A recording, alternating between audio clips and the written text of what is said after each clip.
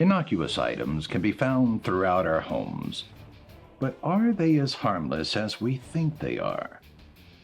This simple garage sale bottle looks benign, but though it may not be inherently wicked, can we be sure that it didn't pass through malevolent hands or has some vile past? Generally, we trust the things we surround ourselves with, but the following three tales of innocent-looking cursed objects are going to have you questioning whether your stroke of bad luck is a coincidence or attached to something in your home. Now, you may question the validity behind the concept of curses, but that shouldn't stop you from determining which of these three supernatural tales are inspired by fact or fiction. The line that divides the factual from the unreal has long since blurred.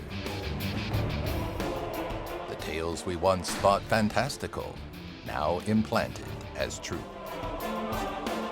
To decipher verity from the imagined, you must break from the ordinary and consider a universe where the outlandish prevails.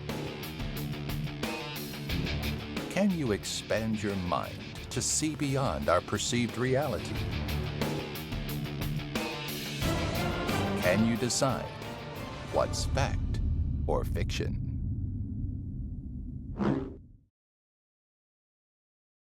It was a proud day for Mike Stetson, but he'd soon find out that the opening of his very own pizzeria would wind up being a nightmare he could never prepare for. We take the innocence of those items around us for granted, not considering what may be attached to them. And as Mike found out, curses come in all forms.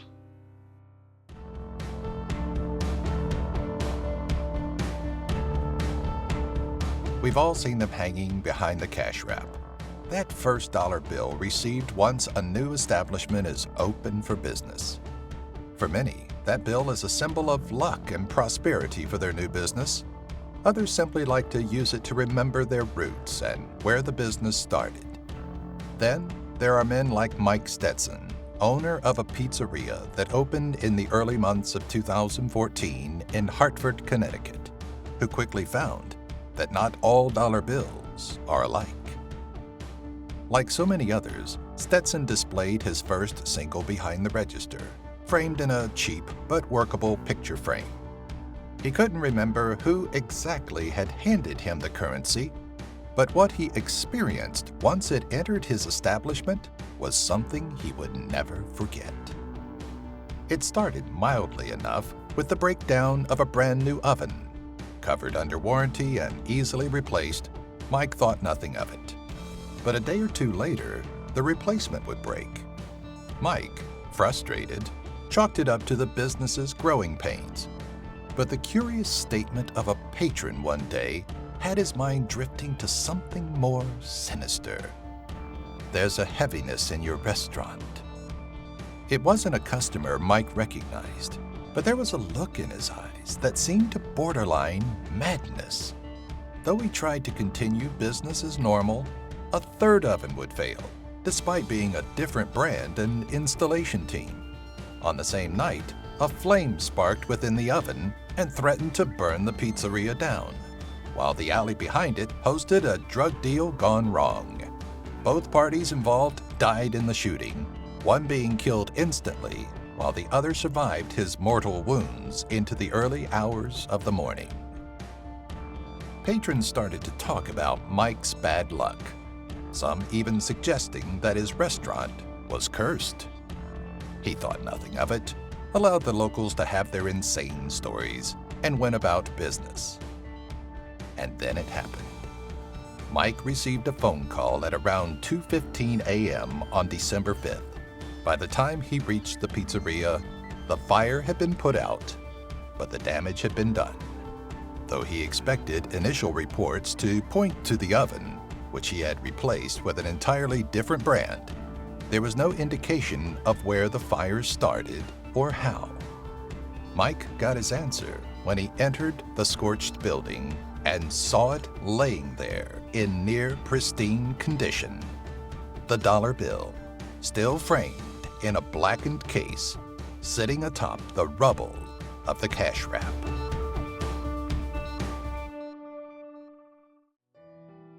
Poor Mike. Can his misfortune be attributed to a lowly dollar bill? Maybe business wasn't doing so well, so he burnt the restaurant down himself.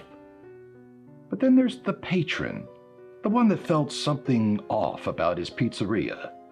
Could he sense the negative vibes being emitted from the mysterious dollar bill? We'll have an answer for you at the end of this video, but for now, tell us what you're thinking in the comments section. Next, we have an old, ugly, antique mirror, the perfect example of trash to treasure. But as John and Marla find out, there may be something very strange about their new household addition.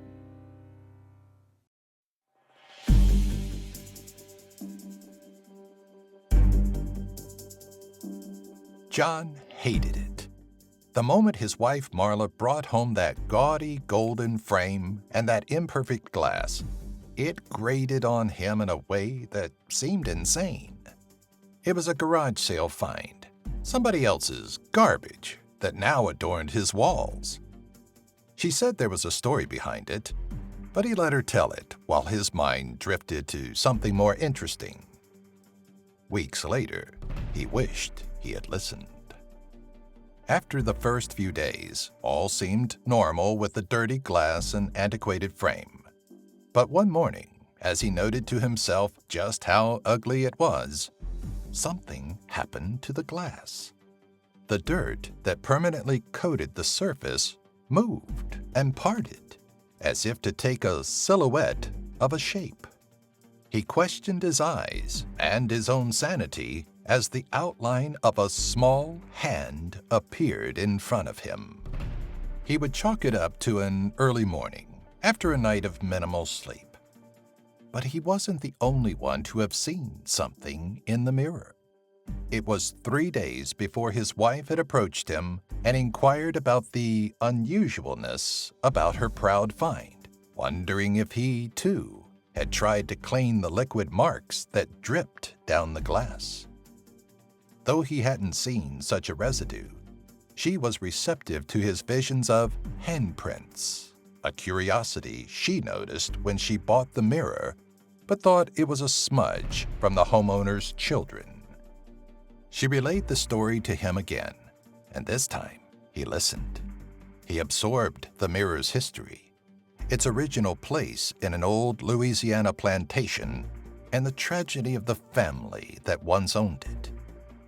He and his wife spoke in front of the mirror, and as she relayed the history, he swore he could see the handprints forming again. That's when she got to the part where a mother and her 2 daughters were murdered.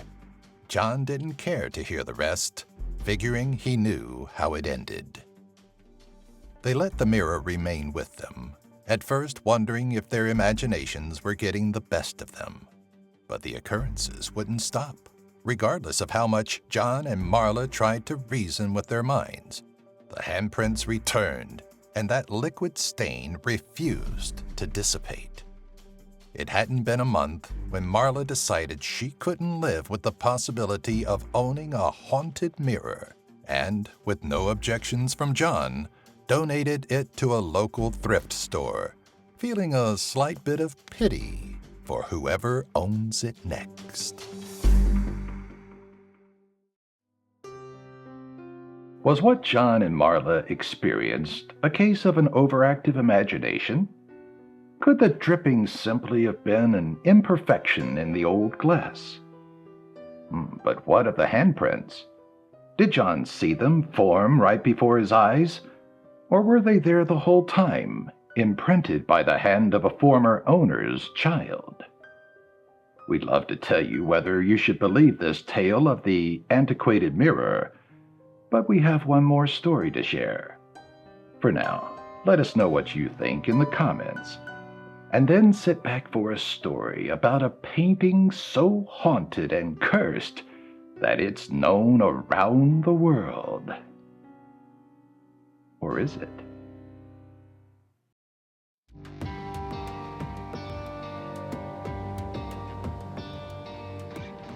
When Thomas came to the decision to become a firefighter, he expected to hear some weird stories.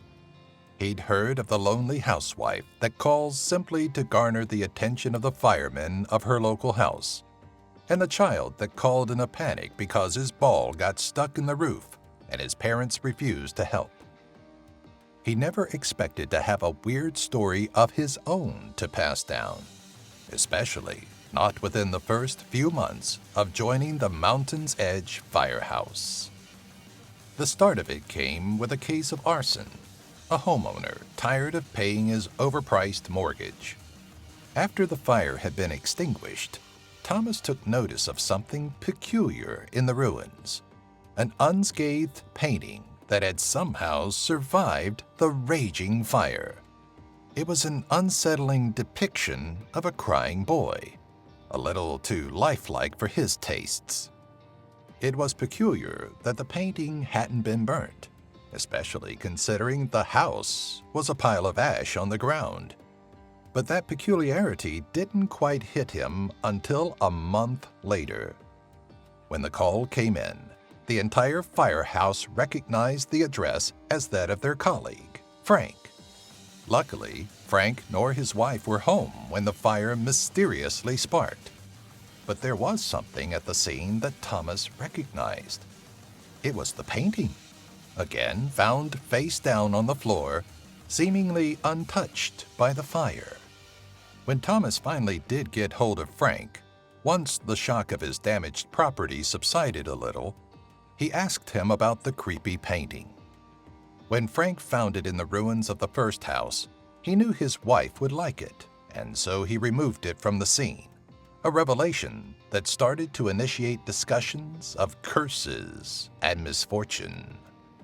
Thomas tried to ignore the claims of a cursed painting, but found it impossible to do so when, 2 months after Frank's fire, there was a third fire that the painting curiously survived. Frank swore he had the painting destroyed, yet there Thomas found it, coated in soot and nothing else. He attempted to rationalize the painting's presence at 3 different fires, but found himself unable to do so. His presence in the firehouse didn't last much longer, as he transferred to a quieter side of town, one more suitable for a child to be raised in, one not somehow linked to a creepy painting of a boy. Could one painting cause so much trouble? Or was it just a matter of coincidence? Was the first house really a case of arson? Or maybe there was something sinister about this painting of a crying boy? But what about Frank's home? Clearly, he wouldn't have started the fire. We're dying to know what you have to say, so let us know in the comments.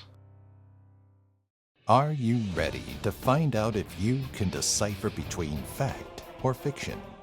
Let's look back at tonight's 3 stories and find out which were born from reality and which were fabrications of the imagination. Where do you stand on the story of Mike and the cursed dollar bill? Do you think there was some connection to reality in that tale? If so, we're sorry to say, but we fooled you on this one. This story was the creation of our own minds. It would be a tragedy to happen to a pizzeria, though, no?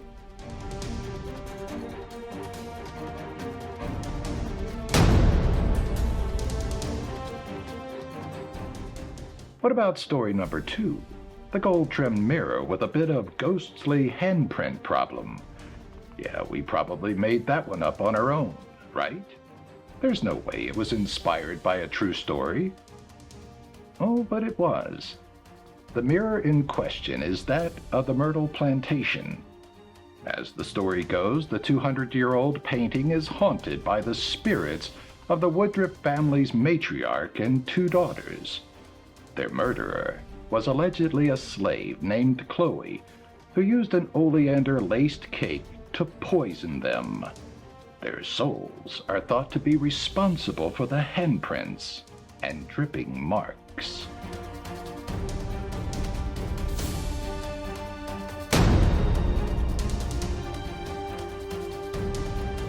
Finally, can we trust a story about a fireman finding a cursed painting responsible for the burning of 3 homes? Believe it or not, you can. The story was inspired by The Crying Boy, a portrait of an adolescent boy. Legend has it that the Giovanni Bragolin painting was found in multiple burned-down houses across Essex, England, completely unscathed by the fire.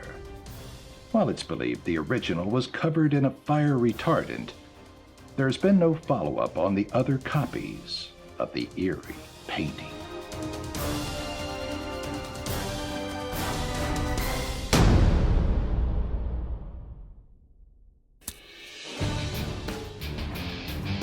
How well did you do in tonight's video? Did you look past the deception of our world and define the off-blurred line that struggles to separate lies from the truth? Let us know in the comment section below. And should you find the urge to test your perceptions again, be sure to subscribe and join us next time when we ask you to decide what's fact or fiction.